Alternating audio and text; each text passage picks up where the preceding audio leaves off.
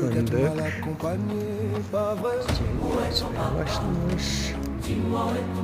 Kuşmula döngen vişne ağacımız, bahçemiz, böyle gördüğünüz gibi erik ağaçlarımız.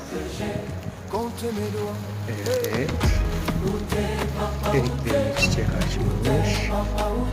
Arkada incir. Evet.